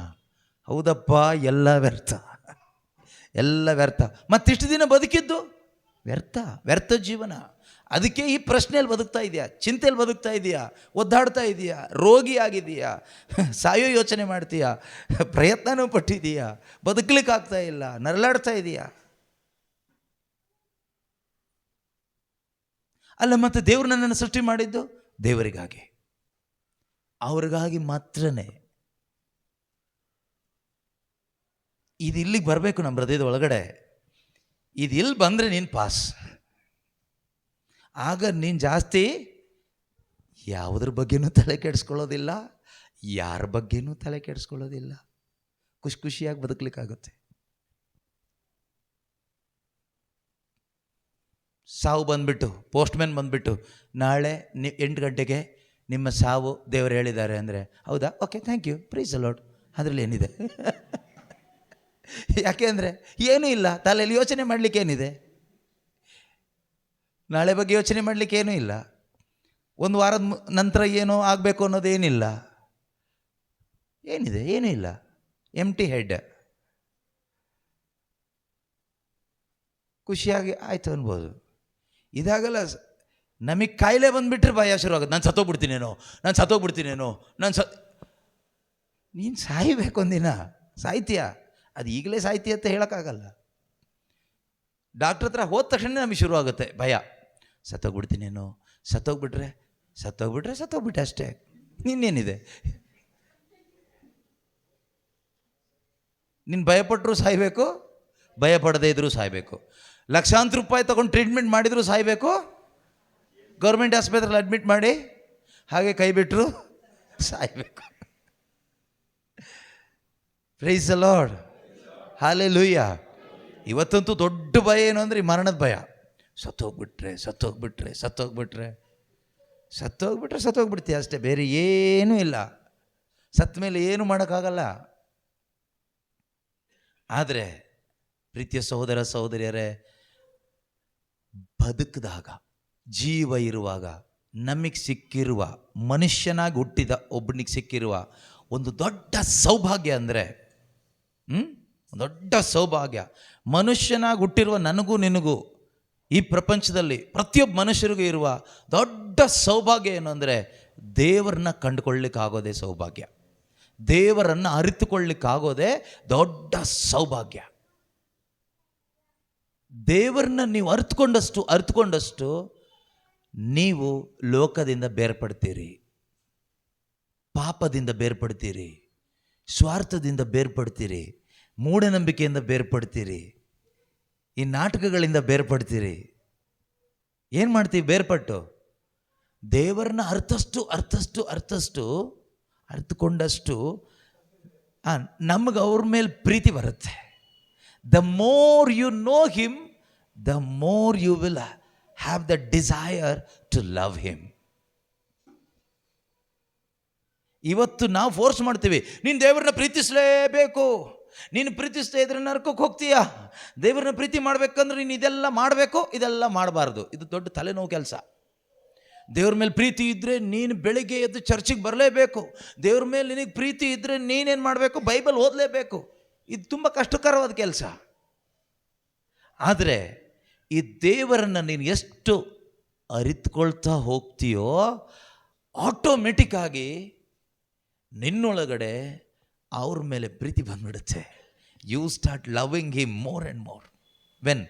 When you come to know him more and more, you will start loving him more and more without your control, without your knowledge. ಆಗ ನಿಮ್ಮನ್ನು ನೋಡಿ ಜನ ಹೇಳ್ತಾರೆ, ಇವನಿಗೆ ಹುಚ್ಚಿಡ್ದಿದೆ, ಮೆಂಟಲ್ ಆಗಿದ್ದಾನೆ ಅಂತ. ಯಾವಾಗ ನೋಡಿದ್ರು ಜೀಸಸ್, ಯಾವಾಗ ನೋಡಿದ್ರು ದೇವರು, ಯಾವಾಗ ನೋಡಿದ್ರು ಬೈಬಲ್ ಬೈಬಲ್ ಬೈಬಲ್ ಬೈಬಲ್, ದೇವರ ವಾಕ್ಯ ದೇವರ ವಾಕ್ಯ ದೇವರ ವಾಕ್ಯ, Jesus Jesus Jesus, god god god. ಇದೇನಿದು ಹುಚ್ಚಲ್ವಾ? ನಮಗೆ ದೇವ್ರು ಗೊತ್ತಿಲ್ವಾ? ನಮಗೆ ಜೀಸಸ್ ಗೊತ್ತಿಲ್ವಾ? ನಮಗೆ ದೇವ್ರ ವಾಕ್ಯ ಗೊತ್ತಿಲ್ವಾ? ನಮಗೆ ದೇವ್ರ ಮೇಲೆ ನಂಬಿಕೆ ಇಲ್ವಾ? ನಮಗೆ ಯೇಸು ಮೇಲೆ ನಂಬಿಕೆ ಇಲ್ವಾ? ನಾವು ಭಾನುವಾರ ಚರ್ಚಿಗೆ ಹೋಗೋದಿಲ್ವಾ? ಸೋಮವಾರ ಎಣ್ಣೆ ಹೊಡೆಯೋದಿಲ್ವಾ? ಮಜಾ ಮಾಡೋದಿಲ್ವಾ? ನಾವು ಕ್ರಿಸ್ಮಸ್ ಮಾಡೋದಿಲ್ವಾ? ಪಾರ್ಟಿ ಮಾಡೋದಿಲ್ವಾ? ಆಮೇಲೆ ಚೆನ್ನಾಗಿ ತಿನ್ನೋದಿಲ್ವಾ? ನಮಗೆ ದೇವ್ರು ಗೊತ್ತಿಲ್ವಾ? ನಿಮಗೆ ಗೊತ್ತಿರೋ ದೇವರು ಬೇರೆ ದೇವರದು. ಆ ದೇವರು ಯಾರೋ ನನಗೇ ಗೊತ್ತಿಲ್ಲ. So called god, you are saying, I know Jesus, I know God, I know Holy Spirit, I know Word of God. I don't know who is that God, who is that Jesus of yours, who is so called your Jesus. I don't know. So called your God, I don't know. So called your Holy Spirit, I don't know. I know God of this Bible, I know God of this Bible, I know Jesus of this Bible, I know Holy Spirit of this Bible. ಈ Bible ಹೇಳುವ ಯೇಸು ನನಗೆ ಗೊತ್ತು, ಆ Bible ಹೇಳುವ ಯೇಸು ಮಾತ್ರನೇ ನನಗೆ ಗೊತ್ತು, ಈ ಬೈಬಲ್ ಹೇಳುವ ಪರಿಶುದ್ಧಾತ್ಮ ನನಗೆ ಗೊತ್ತು, ಅವ್ರು ಮಾತ್ರನೇ ನನಗೆ ಗೊತ್ತು. ಗೊತ್ತು ಅಂದರೆ 100% ಗೊತ್ತಲ್ಲ, ಅವ್ರನ್ನ ಮಾತ್ರ ಅರಿತುಕೊಳ್ತಾ ಇದ್ದೀನಿ. ಬೇಕಾದರೆ ನೀವು ಅರಿತುಕೊಳ್ಳಿ, ನೆಮ್ಮದಿಯಾಗಿ ಬದುಕ್ಬೋದು. ಇದಕ್ಕೇನು ಮಾಡಬೇಕು ಕೇಳಿದ್ರೆ ಏನೂ ಮಾಡಬೇಡಿ, ಒಂದು ಬೈಬಲ್ ತೊಗೊಂಡು ಓದಲಿಕ್ಕೆ ಶುರು ಮಾಡಿ ಅಷ್ಟೇ. ಇದಕ್ಕೇನೂ ಇಲ್ಲ ಸ್ಪೆಷಲ್. ಮತ್ತು 3 ಗಂಟೆಗೆ ಓದಬೇಕಾ, 6 ಗಂಟೆಗೆ ಓದಬೇಕಾ, ಸ್ನಾನ ಮಾಡಿ ಓದಬೇಕಾ, ಊಟ ಮಾಡಿ ಓದಬೇಕಾ, ಇದೆಲ್ಲ ಕೇಳಬೇಡಿ. ನೀವು ಹೇಗಾದರೂ ಓದಿದ್ರೆ ಸಾಕು. ನೋ ರಿಸ್ಟ್ರಿಕ್ಷನ್ಸ್, ಯಾವಾಗಲಾದರೂ ಓದಿ. ಎಲ್ಲಿವರೆಗೆ ಓದಬೇಕು? ಕಂಡುಕೊಳ್ಳೋ ತನಕ ಓದಿ. ದೇವ್ರನ್ನ ಕಂಡುಕೊಳ್ಳೋ ತನಕ ದೇವ್ರೇನು ಹೇಳ್ತಾರೆ? ಹುಡುಕಿರಿ. ಎಲ್ಲಿವರೆಗೂ? ಸಿಗುವವರೆಗೂ ಹುಡುಕಿ. ನೀವು ಮನಪೂರ್ವಕವಾಗಿ ಹುಡುಕಿದಾಗ ದೇವರು ಸಿಗ್ತಾರೆ, ನೀವು ದೇವ್ರನ್ನ ಕಂಡುಕೊಳ್ತೀರಿ.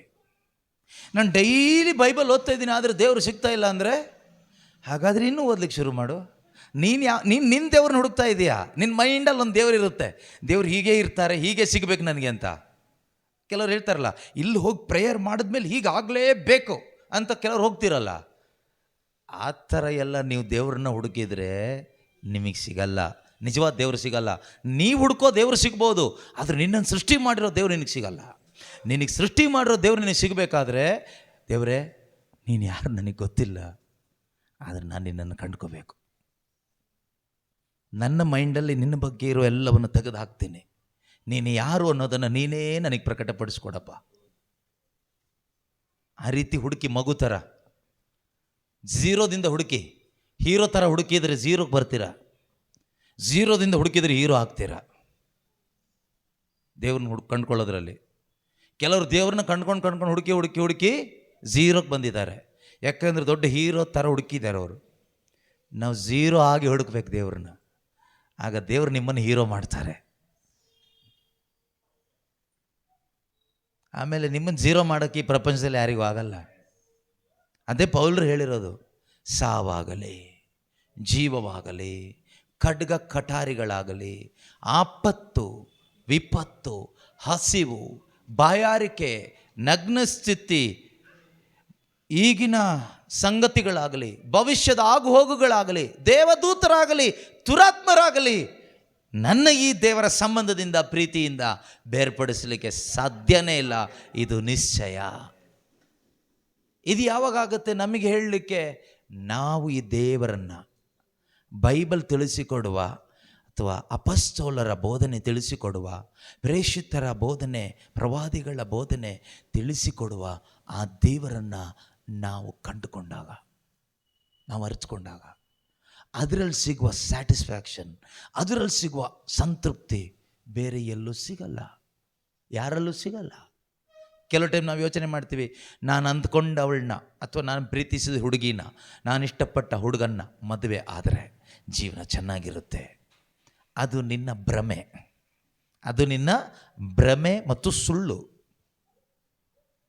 ಆ ರೀತಿ ಇಷ್ಟಪಟ್ಟ ಹುಡುಗನ್ನ ಮದುವೆ ಆದವರು ಎಷ್ಟೋ ಜನ ಆತ್ಮಹತ್ಯೆ ಮಾಡ್ಕೊಂಡವರು ಇದ್ದಾರೆ, ಮಾನಸಿಕ ರೋಗಿಗಳಾದವರು ಇದ್ದಾರೆ, ಡೈವರ್ಸ್ ಆದವರು ಇದ್ದಾರೆ, ಅನೈತಿಕ ಸಂಬಂಧದಲ್ಲಿರೋರು ಇದ್ದಾರೆ. ನಾವು ಅಂದುಕೊಂಡ ಹಾಗೆ ಎಲ್ಲ ಆಗಿದ್ರೂ ಕೂಡ ನೆಮ್ಮದಿ ಇಲ್ಲ ಅಂತ ಹೇಳಿ ಬದುಕ್ತಾ ಇರುವ ಎಷ್ಟೋ ಜನ ಕ್ರೈಸ್ತರು ಇನ್ನೂ ಬದುಕಿದ್ದಾರೆ. ಆದರೆ ಒಂದು ಹೇಳ್ತೀನಿ ಪ್ರೀತಿಯ ಸಹೋದರ ಸಹೋದರಿಯರೇ, ಮನುಷ್ಯನಿಗೆ ನೆಮ್ಮದಿ ಸಿಗೋದು ಮನುಷ್ಯನನ್ನು ಸೃಷ್ಟಿ ಮಾಡಿದ ಒಬ್ಬರೇ ಒಬ್ಬರು ನಿಜವಾದ ದೇವರಿದ್ದಾರೆ. ಆ ದೇವರನ್ನು ನೀನು ನಿಜವಾಗಲೂ ಕಂಡುಕೊಳ್ಳಲಿಕ್ಕೆ ಪ್ರಾರಂಭ ಮಾಡುವಾಗ ನಿನ್ನ ಒಳಗೆ ಆ ದೇವರಿಂದ ನೆಮ್ಮದಿ ಬರ್ತದೆ. ಇದನ್ನು ಕೊಡಲಿಕ್ಕೆ ಯಾರಿಗೂ ಆಗೋದಿಲ್ಲ, ಯಾವ ಮನುಷ್ಯನಿಗೂ ಆಗೋದಿಲ್ಲ, ಯಾವ ಮನುಷ್ಯನಿಗೂ ಆಗೋದಿಲ್ಲ, ಯಾವ ಧರ್ಮಕ್ಕೂ ಆಗೋದಿಲ್ಲ, ಯಾವ ಪ್ರೇಯರ್ ಗ್ರೂಪ್ಗೂ ಆಗೋದಿಲ್ಲ, ಯಾವ ಪ್ರಾರ್ಥನೆ ಮಾಡುವ ಬ್ರದರ್ಸ್ಗಳಿಗೂ ಆಗೋದಿಲ್ಲ, ಯಾರಿಗೂ ಆಗೋದಿಲ್ಲ. ಇದು ಕೊಡೋದು ಯಾರು ಗೊತ್ತಾ? ಪರಿಶುದ್ಧ ಆತ್ಮರು, Holy Spirit. He is called our comforter. ಪವಿತ್ರಾತ್ಮರೇ ನಮ್ಮ ನಿಜವಾದ ಕಂಫರ್ಟರ್. ನಮಗೆ ಹೃದಯಕ್ಕೆ, ಜೀವನಕ್ಕೆ ನಿಜವಾದ ಒಂದು ಕಂಫರ್ಟ್ ಕೊಡುವವರೇ ಪರಿಶುದ್ಧಾತ್ಮರು. ವಿತೌಟ್ ಹೋಲಿ ಸ್ಪಿರಿಟ್, ಪರಿಶುದ್ಧಾತ್ಮರು ಇಲ್ಲದೆ ಇದ್ದರೆ ನಿನ್ನ ಜೀವನದಲ್ಲಿ ಒಂದು ಕಂಫರ್ಟೇ ಇರೋದಿಲ್ಲ. ಬರೀ ಪ್ರಶ್ನೆಗಳಿರುತ್ತೆ, ದುಃಖಗಳಿರುತ್ತೆ, ನಿರಾಶೆಗಳಿರುತ್ತೆ, ಹೀಗೆ ಇರುತ್ತೆ. ಜೊತೆಯಲ್ಲಿ ಪ್ರಾರ್ಥನೆ ಇರುತ್ತೆ, ಕಾಣಿಕೆ ಇರುತ್ತೆ, ದಶಾಂಶ ಇರುತ್ತೆ, ಕ್ಯಾಂಡ್ಲು ಇರುತ್ತೆ, ಹೂವು ಇರುತ್ತೆ, ತೀರ್ಥನೂ ಇರುತ್ತೆ, ಬೈಬಲ್ಲು ಇರುತ್ತೆ, ರೋಸರಿನೂ ಇರುತ್ತೆ, ಶಿಲುಬೆನೂ ಇರುತ್ತೆ, ಎಲ್ಲ ಇರುತ್ತೆ. ಏನಿದ್ರು ಇಲ್ಲಿ ನೆಮ್ಮದಿ ಇರಲ್ಲ. ಇಲ್ಲಿ ನೆಮ್ಮದಿ ಇರಬೇಕಾದ್ರೆ ನೆಮ್ಮದಿ ಕೊಡುವವರು ಇಲ್ಲಿರಬೇಕು. ಅವರ ಹೆಸರೇ ಪರಿಶುದ್ಧ ಆತ್ಮರು, ಹೋಲಿ ಸ್ಪಿರಿಟ್ ಆಫ್ ಗಾಡ್. ಪರಿಶುದ್ಧಾತ್ಮರು, the true comforter of a life. ಅವರು ನಮ್ಮಲ್ಲಿ ನೆಮ್ಮದಿಯನ್ನು ಉಂಟು ಮಾಡ್ತಾರೆ. ಹೇಗೆ? ಆ ಪರಿಶುದ್ಧಾತ್ಮನ ಮುಖಾಂತರ ನಾವು ಯಾವಾಗ ದೇವರನ್ನ ಅರಿತುಕೊಳ್ತಾ ಬದುಕ್ತೀವೋ ನಮ್ಮ ಒಳಗಡೆ ಆಟೋಮೆಟಿಕ್ ಆಗಿ ಆ ಜಾಯ್ ಬರುತ್ತೆ, ಆನಂದ ತುಂಬಲ್ಪಡ್ತದೆ. ಇವತ್ತು ನಮಗೆ ಬೇಕಾಗಿರೋದು ಅದೇ. ಸುಮ್ಮನೆ ಟೈಮ್ ವೇಸ್ಟ್ ಮಾಡಬೇಡಿ, ಆಯಿತಾ? ಜೀವನ ವೇಸ್ಟ್ ಮಾಡಬೇಡಿ. ಇಷ್ಟು ವರ್ಷಗಳು ನೀವು ಎಷ್ಟು ವೇಸ್ಟ್ ಮಾಡಿದ್ದೀರೋ ನಿಮಗೆ ಗೊತ್ತು, ಎಷ್ಟು ಹುಡುಕಿದ್ದೀರೋ ನಿಮಗೆ ಗೊತ್ತು, ಎಲ್ಲೆಲ್ಲಿ ಹುಡುಕಿದ್ದೀರೋ ನಿಮಗೆ ಗೊತ್ತು ನೆಮ್ಮದಿಗೋಸ್ಕರ. ಆದರೆ ಪ್ರೀತಿಯ ಸಹೋದರ ಸಹೋದರಿಯರೇ, ಇದಕ್ಕಾಗಿ ನೀವೆಲ್ಲೂ ಹೋಗೋದು ಬೇಕಾಗಿಲ್ಲ. ದೇವರ ವಾಕ್ಯದ ಮುಖಾಂತರ ನೀವು ಝೀರೋದಿಂದ ಹುಡುಕಿ, ನನಗೇನು ಗೊತ್ತಿಲ್ಲ ದೇವರೇ, ಚಿಕ್ಕ ಮಗುವಿನ ಹಾಗೆ. ಎಷ್ಟು ಹೇಳ್ತಾರಲ್ವಾ, ದೇವರು ಯಾರಿಗೆ ಪ್ರಕಟಪಡಿಸಿಕೊಡ್ತಾರಂತೆ ತಮ್ಮನ್ನು? ಜ್ಞಾನಿಗಳಿಗೂ ಮೇಧಾವಿಗಳಿಗೂ ಮರೆ ಮಾಡಿ ಮಕ್ಕಳಂಥವರಿಗೆ ಶ್ರುತಪಡಿಸಿಕೊಡ್ತಾರೆ. ದೇವರ ಪ್ರಕಟಣೆ ನಮಗೆ ಯಾಕೆ ಆಗ್ತಾ ಇಲ್ಲ ಗೊತ್ತಾ? ನಮ್ಮ ಒಳಗಡೆ ಗರ್ವ ಇದೆ, ಅಹಂಕಾರ ಇದೆ, ಅವಿಶ್ವಾಸ ಇದೆ. ನಾವು ನೋಡಲಿಕ್ಕೆಲ್ಲ ದೀನರ ಥರ ಕಾಣ್ತೀವಿ, ನಾವು ತುಂಬ ಪಾಪದ ಥರ ಕಾಣಿಸ್ಕೊಳ್ತೀವಿ ಅಷ್ಟೇ. Externally we appear so humble people. ಆದರೆ ನಮ್ಮ ಹೃದಯ ನಮಗೆ ಕಾಣೋದಿಲ್ಲ, ದೇವ್ರಿಗೆ ಕಾಣಿಸುತ್ತೆ. ಜನ ಹೇಳ್ಬೋದು ಇವರು ತುಂಬ ಹಂಬಲ್ ಇದ್ದಾರೆ ಅಂತ. ಜನ ಹೇಳಿ ಏನೂ ಪ್ರಯೋಜನ ಇಲ್ಲ. ಜನ ನಮ್ಮ ಬಗ್ಗೆ ಹೇಳಿ ಏನೂ ಪ್ರಯೋಜನ ಇಲ್ಲ. ಅವ್ರು ಏನೂ ಹೇಳ್ಬೋದು. ನೋಡಿ, ಪ್ರೇಷಿತರ ಕಾರ್ಯಕಲಾಪದಲ್ಲಿ ಒಂದು ಕಡೆ ಲಾಸ್ಟ್ 28ನೇ ಅಧ್ಯಾಯ 27ನೇ ಅಧ್ಯಾಯದಲ್ಲೂ ನಾವು ನೋಡ್ತೀವಿ. ಅಲ್ಲಿ ಪೌಲರು ಆ ಮಾಲ್ಟಾಸ್ ದ್ವೀಪದಲ್ಲಿ ಇಳಿದ ಮೇಲೆ ಚಳಿ ಆಗುತ್ತೆ. ಅದಕ್ಕೆ ಚಳಿಗೆ ಸ್ವಲ್ಪ ಚಳಿ ಕಾಸ್ಕೊಳ್ಳೋಣ ಅಂತ ಒಂದು ಸೌದೆ ಸ್ವಲ್ಪ ತೊಗೊಂಡು ಬರ್ತಾರೆ, ಕಟ್ಟಿಗೆ ತೊಗೊಂಡು ಬರ್ತಾರೆ. ಕಟ್ಟಿಗೆ ತೊಗೊಂಡು ಬರುವಾಗ ಅವ್ರ ಕೈಗೆ ಒಂದು ವಿಷ ಸರ್ಪ ಸುತ್ತಕೊಳ್ಳುತ್ತೆ. ಆಗ ಆ ಮಾಲ್ಟಾಸ್ ದ್ವೀಪದಲ್ಲಿದ್ದ ಜನರು ಏನು ಹೇಳಿದ್ರು ಗೊತ್ತಾ? ಇವನೆಲ್ಲೋ ಯಾರಿಗೋ ಮೋಸ ಮಾಡಿ ಯಾರ್ದೋ ತಲೆ ಹೊಡೆದು ಏನೋ ದೇವರಿಗೆ ದ್ರೋಹ ಮಾಡಿ ತಪ್ಪಿಸ್ಕೊಂಡು ಬಂದ. ದೇವ್ರು ಬಿಟ್ರೆ ಇವನಿಗೆ ನೋಡ್ದ ಕೊಲೆಗಡುಕನೇ ಸರಿ, ಇವನೊಬ್ಬ ಕೊಲೆಗಡುಕನೇ ಸರಿ. ಇವನು ಸಮುದ್ರದಿಂದ ತಪ್ಪಿಸಿಕೊಂಡು ಬಂದರು, ಇವನು ಸಮುದ್ರದಿಂದ ತಪ್ಪಿಸ್ಕೊಂಡು ಬಂದರು, ವಿಧಿ ಇವನನ್ನು ಬಿಡಲಿಲ್ಲ ಅಂತ ಹೇಳಿದ್ರು ಹಾವನ್ನ ನೋಡಿ. ಆದರೆ ಪೌಲ ಏನು ಮಾಡ್ದ ಗೊತ್ತಾ? ಆ ಹಾವನ್ನ ಹಾಗೆ ಬೆಂಕಿಗೆ ಒದರಿಬಿಟ್ಟ, ಅದು ಸತ್ತೋಯ್ತು. ಜನ ಯೋಚನೆ ಮಾಡಿದ್ರು, ಈಗ ಸಾಯ್ತಾನೆ ಕಳ್ಳ, ಈಗ ಸಾಯ್ತಾನೆ ಅಂತ ಜನರ ಅಭಿಪ್ರಾಯ ಅದು. ಯಾವಾಗ ಪೌಲ ಸತ್ತಿಲ್ವೋ ಜನರ ಅಭಿಪ್ರಾಯ ಚೇಂಜ್ ಆಯಿತು. ಇವನೇ ದೇವರು ಅಂದ್ಬಿಟ್ರಲ್ಲ ಅಷ್ಟಿಗೆ. ಅರ್ಥ ಆಗ್ತಿದೆ ನಿಮಗೆ? ಜನ ಹಾಗೆ ಅಂದ್ಕೊಳ್ಳೋದು ನಿಮ್ಮ ಬಗ್ಗೆ, ನಮ್ಮ ಬಗ್ಗೆ ಎಲ್ಲ. ನೀವು ನೆಟ್ಟಿಗೆ ನಿಂತಾಗ ಜನ ಒಂಥರ ಅಂದ್ಕೊಳ್ತಾರೆ, ನೀವು ಕುಸ್ತು ಬಿದ್ದಾಗ ಜನ ಇನ್ನೊಂಥರ ಅಂದ್ಕೊಳ್ತಾರೆ. ನಾವೀಗ ಜನರ ಮುಂದೆ ಬಿದ್ದುಬಿಟ್ಟಿದ್ದೀವಲ್ಲ ಅಂತ ಹೇಳಲಿಕ್ಕೆ ಹೋಗ್ತೀವಿ, ಆವಾಗ ಸೊಂಟ ಮುರಿದು ಹೋಗುತ್ತೆ. ಜನರಿಗೋಸ್ಕರ ಬದುಕಿದ್ರೆ ನಿನ್ನ ಸೊಂಟ ಮುರಿದು ಹೋಗುತ್ತೆ, ನೆಮ್ಮದಿ ಹಾಳಾಗುತ್ತೆ. ಯಾವ ಜನಕ್ಕೋಸ್ಕರ ನೀನು ಬದುಕ್ತೀಯಪ್ಪ? ಈಗ ಉದಾಹರಣೆ, ಒಬ್ಬ ಮನುಷ್ಯನಿಗೋಸ್ಕರ ನೀನು ಬದುಕ್ತೀಯ, ನಾಳೆ ದಿವಸ ಆ ಮನುಷ್ಯನೇ ಸತ್ತೋಗ್ಬಿಟ್ರೆ ನಿನ್ನ ಕತೆ ಏನಾಯ್ತು ಅವಾಗ? ಅಲ್ವಾ? ನಾನು ಅವ್ರ ಮುಂದೆ ಬದುಕಿ ತೋರಿಸ್ಬೇಕು ಅಂತ ಇದ್ದೆ, ಆದರೆ ಅವ್ರು ಆಕ್ಸಿಡೆಂಟಲ್ಲಿ ಸತ್ತೋಗ್ಬಿಟ್ರೆ ಏನು ಮಾಡೋದು? ಅದೇ ಈಗ ಟೆನ್ಷನ್ ಇವರಿಗೆ. ತೋರಿಸ್ಲಿಕ್ಕೆ ಆಗಿಲ್ವಲ್ಲ. ಕೆಲವ್ರ ಮನಸ್ಸಲ್ಲಿ ಇದೇ ಇರುತ್ತಲ್ವಾ, ನಮ್ಮ ಅಜ್ಜ ಇದಕ್ಕೆ ಆಸೆ ಪಟ್ಟರು, ಇವಳ ಜೊತೆಗೇ ಮದುವೆ ಆಗಬೇಕು ಅಂತ. ಅವಳ ಜೊತೆಗೆ ಮದುವೆನೇ ಆಗಿಲ್ವಲ್ಲ. ನಮ್ಮ ಅಜ್ಜ ಆಸೆ ಪಟ್ಟರು ಇಲ್ಲೊಂದು ದೊಡ್ಡ ಮನೆ ಕಟ್ಟಬೇಕು ಅಂತ, ಅಜ್ಜನ ಆಸೆ.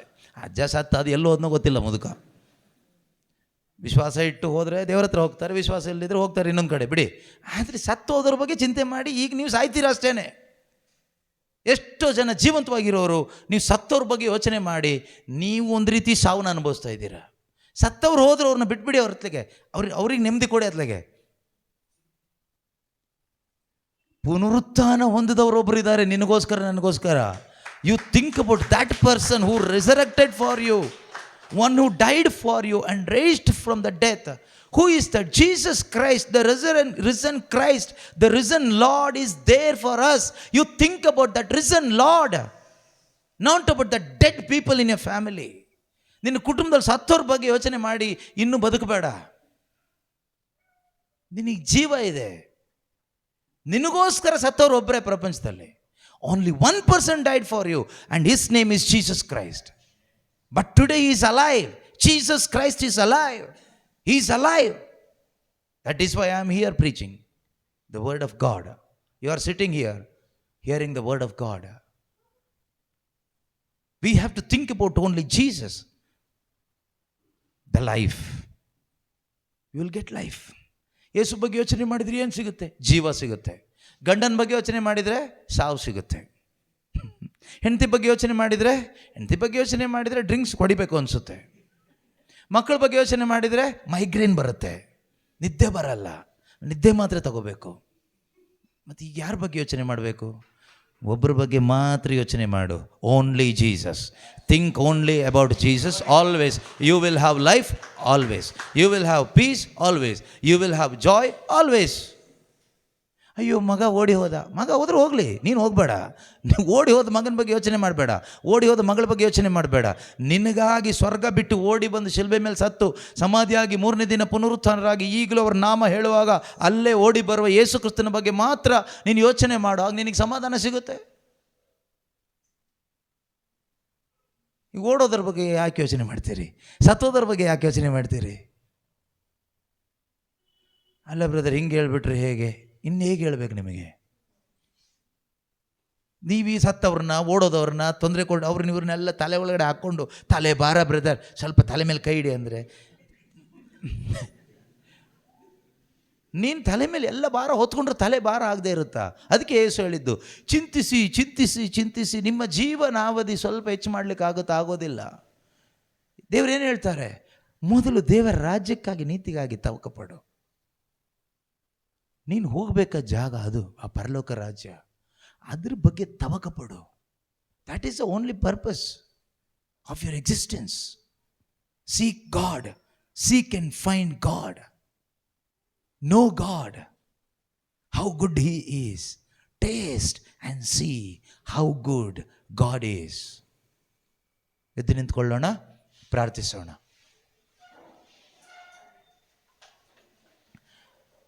ಪ್ರೀತಿಮಯ ತಂದೆಯಾದ ದೇವರೇ, ಅಪ್ಪ, ನಿಮ್ಮನ್ನು ಅರಿತುಕೊಳ್ಳುವ ಒಂದು ದೊಡ್ಡ ಕೃಪೆ, ಸೌಭಾಗ್ಯ ಅಯೋಗ್ಯರಾದ ನಮ್ಮೆಲ್ಲರಿಗೂ ನೀವು ದಯಪಾಲಿಸಿದ್ದೀರಿ.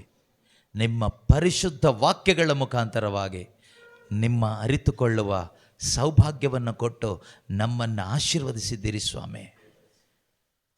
ನಾವು ಯಾತಕ್ಕಾಗಿ ಬದುಕಬೇಕು ಎಂದು ತಿಳಿದೇ ಇರುವ ನಮಗೆ ಜೀವನಕ್ಕೆ ಒಂದು ಗುರಿ ಕೊಟ್ಟ ದೇವರು ನೀವು. ನಮ್ಮ ಜೀವನಕ್ಕೆ ಒಂದು ಅರ್ಥ ಕೊಟ್ಟ ದೇವರು ನೀವಾಗಿದ್ದೀರಿ ಸ್ವಾಮಿ. ಎಷ್ಟೋ ಜನರು ಪ್ರಪಂಚದಲ್ಲಿ ಗೊತ್ತು ಗುರಿ ಇಲ್ಲದೆ ಬದುಕುತ್ತಿರುವಾಗ, ಟೆನ್ಷನ್ನಲ್ಲಿ, ಭಯದಲ್ಲಿ, ನಿರಾಶೆಯಲ್ಲಿ, ದುಃಖದಲ್ಲಿ ಬದುಕುತ್ತಿರುವಾಗ ನಮ್ಮ ಜೀವನಕ್ಕೆ ಒಂದು ಗುರಿಯನ್ನು ತಂದುಕೊಟ್ಟ ದೇವರೇ, ಗೊತ್ತು ಗುರಿ ಇಲ್ಲದ ಹಾಗೆ ಓಡದ ಹಾಗೆ ಗೊತ್ತು ಗುರಿಯಿಂದ ಓಡುವಂತಹ ಒಂದು ವಿಶ್ವಾಸದ ಓಟವನ್ನು ಓಡುವಂತಹ, ನಿತ್ಯ ಜೀವಕ್ಕಾಗಿ ಬದುಕುವಂತಹ ಕೃಪೆ ಕೊಟ್ಟಂತಹ ತ್ರಯೇಕ ದೇವರೇ, ಪರಿಶುದ್ಧ ಆತ್ಮರೇ, ನಿಮಗೆ ಕೋಟಿ ಕೋಟಿ ಸ್ತೋತ್ರ ಅಪ್ಪ. ಈ ಸಂದೇಶವನ್ನು ಆಲಿಸುತ್ತಿರುವ ಪ್ರತಿಯೊಬ್ಬರ ಹೃದಯದಲ್ಲೂ ಪರಿಶುದ್ಧಾತ್ಮನ ಚಲಿಸುವಿಕೆ ಉಂಟಾಗಲಿ ಅಪ್ಪ. ಸತ್ಯದ ಅರಿವು ಉಂಟಾಗಲಿ ಅಪ್ಪ. ಮನೋನೇತ್ರಗಳು ತೆರೆಯಲ್ಪಡಲಿ ಅಪ್ಪ. ಪಿತನೇ, ನೀವು ನಮ್ಮೊಬ್ಬೊಬ್ಬರನ್ನ ಯಾತಕ್ಕಾಗಿ ಸೃಷ್ಟಿಸಿದ್ದೀರಿ ಎಂಬ ಸತ್ಯವನ್ನು ಅರಿತುಕೊಂಡು ನಿಮ್ಮನ್ನು ಪ್ರೀತಿಸುತ್ತಾ ನಿಮ್ಮ ಆಜ್ಞೆಗಳಿಗೆ ವಿಧೇಯರಾಗಿ ನಿತ್ಯ ಜೀವ ಪಡೆದುಕೊಳ್ಳುವಂತೆ ಆಗಲಿ ಅಪ್ಪ. ಯೇಸು ಕ್ರಿಸ್ತರ ಮುಖಾಂತರ ಪ್ರಾರ್ಥಿಸುತ್ತಿದ್ದೇವೆ. ಆಮೇನ್, ಆಮೇನ್. ಯೇಸು ಕ್ರಿಸ್ತರೇ ನಮ್ಮ ಪ್ರಭು, ಇಂದಿಗೂ ಎಂದೆಂದಿಗೂ ರಾಜ್ಯಭಾರವು, ಅಧಿಕಾರವು, ಮಹಿಮೆಯು ಸದಾಕಾಲಕ್ಕೂ ತ್ರಿಯೇಕ ದೇವರಿಗೆ ಮಾತ್ರ ಸಲ್ಲಲಿ. ಆಮೇನ್.